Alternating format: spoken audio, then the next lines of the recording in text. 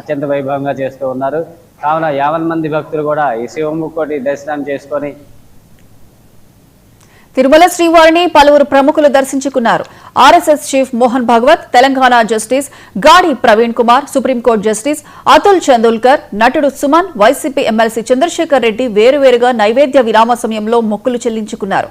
ఆలయ అధికారులు దర్శన ఏర్పాట్లు చేయగా రంగనాయకుల మండపంలో వేద పండితులు వేద ఆశీర్వచనం చేశారు. అనంతరం ఆలయ అధికారులు శ్రీవారి తీర్థ ప్రసాదాలు అందజేసి పట్టు వస్త్రంతో సత్కరించారు.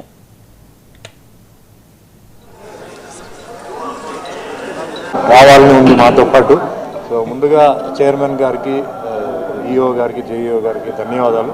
అనుకోలేదు పర్మిషన్ వస్తుందని, ఎందుకంటే రష్ అదన్నీ ఉంటుంది కదా, సరే ట్రై చేద్దామని చెప్తే మా నారాయణ ట్రై చేస్తే దొరికింది. ప్లస్ లోపల కూడా అరేంజ్మెంట్స్ కూడా చాలా బాగా జరిగింది. సో అందరికీ ధన్యవాదాలు అండి. అందరికీ ఏం లేదు, ఈ సంవత్సరం అందరికీ బాగుండాలి. ప్రతి సంవత్సరం మనం అదే కోరుకుంటాం. అందరికీ బాగుండాలి. ఆర్థిక విషయం, ఆరోగ్య విషయం, అధికార విషయంలో, పిల్లల చదువు విషయంలో.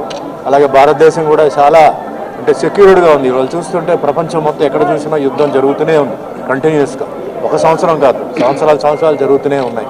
ఆ విధంగా మన భారతదేశం చాలా సేఫ్గా ఉందంటే అది మన ప్రధానమంత్రి మోడీ గారికి మనం ధన్యవాదాలు చెప్పాలి. ఏది ఏమైనా ఆయన చేతిలో ఉంది ఈరోజు దేశం. మరి ఎంతోమంది ఏదో రకరకంగా ఈరోజు డెవలప్మెంట్ జరుగుతుంది. ఈరోజు ముందుకు వెళ్తున్నాం. ప్రపంచంలో తీసుకుంటే 4వ స్థానంలో ఉన్నాం భారతదేశం. చాలామందికి తెలియదు. చాలామంది ఎంతసేపు విదేశాల గురించి మాట్లాడతారు. 4th ప్లేస్లో ఉంది, 3rd ప్లేస్కి వచ్చేసింది. దానికి కారణం ఎవరంటే మన ప్రధానమంత్రి మోడీ గారు. అంటే నేను పార్టీ తరఫున మాట్లాడాను. నేను ఒక మనిషి, ఒక వ్యక్తి ఆ భగవంతుడు ఇచ్చాడు, కాపాడుతున్నాడు. ఎన్నో చాలామంది చెడగొట్టాలి, నాశనం చేయాలని. ఇక్కడ ఏమవుతుందంటే ఇక్కడ మెయిన్గా చెప్పేది అందరికీ దేశభక్తి